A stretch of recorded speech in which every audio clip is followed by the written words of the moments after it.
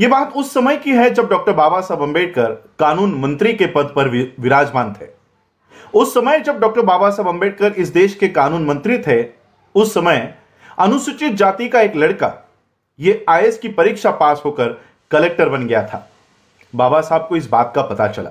बाबा साहब को पता चला कि हमारे समाज का एक लड़का आईएएस परीक्षा पास होकर वो कलेक्टर बन गया है। बाबा साहब को इस बात पर गर्व हुआ, अभिमान महसूस हुआ। बाबा साहब ने अपने कार्यालय से ये मांग की कि उस कलेक्टर को बुलवाया जाए और बाबा साहब अंबेडकर जी से एक मुलाकात बाबा साहब अंबेडकर जी के घर पे तय हुई। इस कलेक्टर को यह संदेशा बाबा साहब अंबेडकर जी के कार्यालय से मिला कि बाबा साहब उनसे मिलना चाहते हैं।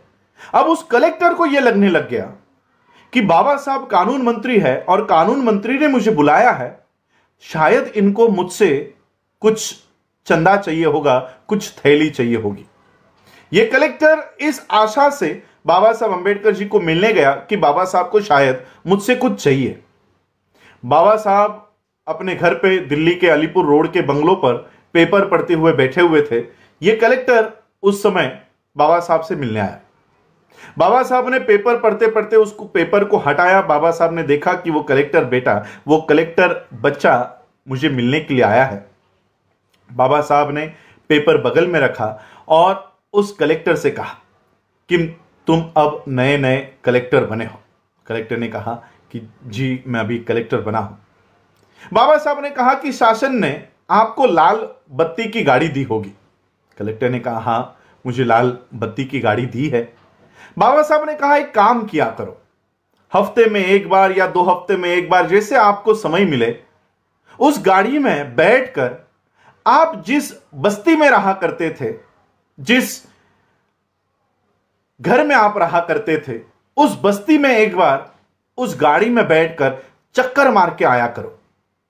कलेक्टर ने कहा ठीक है और बाबा साहब अपना पेपर पढ़ने में फिर बिजी हो गए। आधे घंटे के बाद 40 मिनट के बाद जब बाबा साहब ने पेपर हटाया, तब बाबा साहब ने देखा वो कलेक्टर बच्चा अभी भी खड़ा है। बाबा साहब ने कलेक्टर से पूछा क्या है, क्यों खड़े हो? तो कलेक्टर ने बाबा साहब को कहा कि बाबा साहब आपने मुझे मिलने के लिए बुलाया था, आपको शायद मुझसे कुछ चाहिए था। बाबा साहब को पता चल गया कि इसके दिमाग में क्या चल रहा है। बाबा साहब ने उस कलेक्टर को बिठाया और कहा कि आपको पता है मैंने आपको क्यों कहा कि आप जिस बस्ती में रहा करते थे, जिस चाली में रहा करते थे, वहां पर अपनी गाड़ी में बैठकर, लाल बत्ती की गाड़ी में बैठकर एक चक्कर लगाकर आया करो, ऐसा मैंने आपको क्यों कहा, पता है आपको? कलेक्टर ने कहा नहीं, मुझे नहीं पता कि आपने ऐसा क्यों कहा। बाबा साहब ने कहा कि जिस दिन तुम अपनी गाड़ी में बैठकर, लाल बत्ती की गाड़ी में बैठकर अपनी बस्ती में जाओगे, जैसे ही तुम्हारी गाड़ी उस बस्ती में प्रवेश करेगी, कुछ औरतें वहां पर रास्तों के ऊपर कपड़े धो रही होंगी। वो कपड़े धोते धोते तुमको देखेगी। तुम्हारी गाड़ी जैसे ही आगे जाएगी, कुछ औरतें वहां पर बर्तन मांज रही होंगी। वो बर्तन मांजते मांजते तुमको देखेगी। कोई गोबर लगा रही होगी, वो गोबर लगाते लगाते तुमको देखेगी। कोई झाड़ू मारते मारते तुमको देखेगी और यह सोचेगी कि कल तक ये लड़का हमारी बस्तियों में घुमा करता था, आज पढ़ाई लिखाई करके ये कलेक्टर बन गया।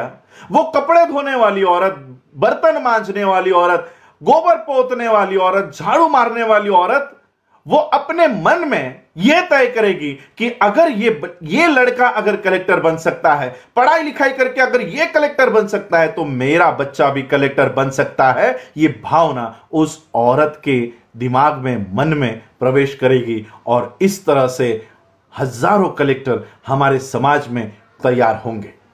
बाबा साहब ने यह बात उस कलेक्टर से कही।